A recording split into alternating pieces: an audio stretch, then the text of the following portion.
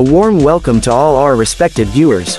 You're watching the channel where cars are not just seen, they're felt. This is Car Crazy 295, where we celebrate those masterpieces of engineering that challenged time itself, turned dreams into reality, and whose echoes can still be heard across the world. Before we begin today's journey, just a small request. If you truly love the world of cars, make sure to subscribe now. Because here, every video tells a new story. A story of passion, innovation, and the heartbeat of engines. Today, we take you back to an era when Italy was more than a country, it was a symbol of hope, courage, and new beginnings. And from that spirit of revival emerged a tiny creation that proved greatness doesn't always come from power. Sometimes, it lives in simplicity. This is the 1957 Fiat 500 Topolino, a car that didn't just teach people how to drive, it taught them how to live. Within its small frame lies a rich history, the hard work of a nation, and a story of determination that still touches hearts today. The birth of the Topolino legacy. The story of the Fiat 500 began long before 1957. Back in the 1930s, Fiat introduced the very first Topolino, which means little mouse in Italian, a nickname that perfectly described its tiny size and adorable looks. It became the smallest mass-produced car in the world at that time. However, after World War II, the world needed something new, modern, lightweight, and practical. That's when Fiat's brilliant engineer Dante Giacosa came up with the idea of the Nuova 500, launched officially in 1957.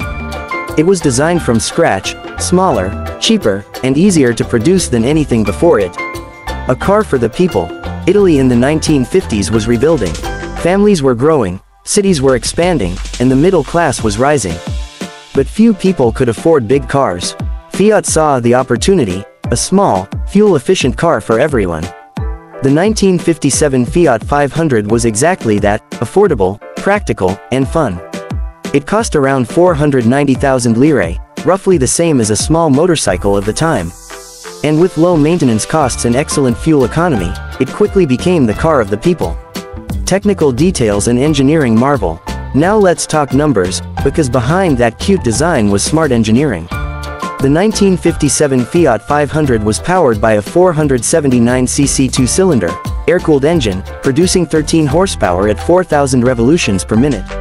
It had a 4-speed manual gearbox, and though it could reach only about 85 km per hour, 53 miles per hour, it was more than enough for Italy's narrow streets.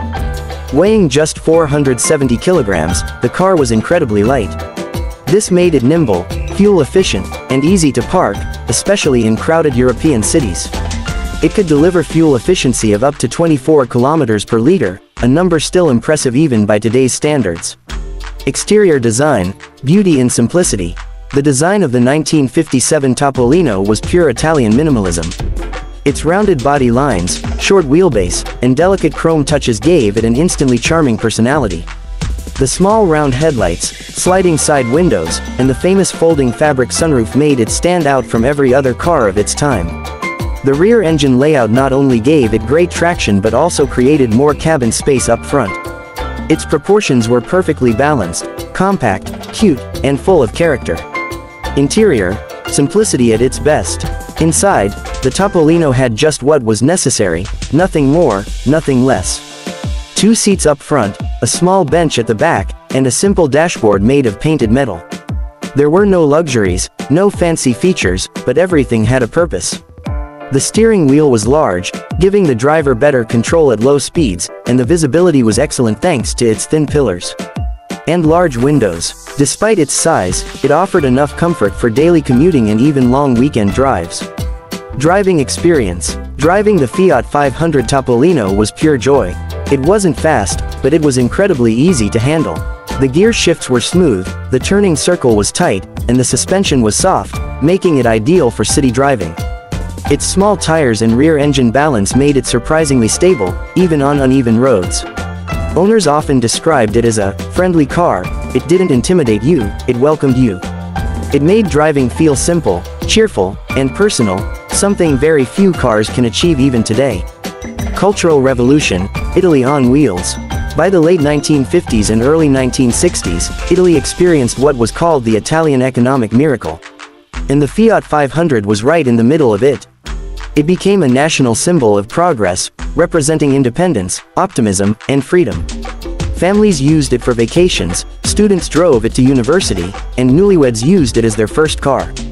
The Topolino wasn't just transportation, it was part of people's lives.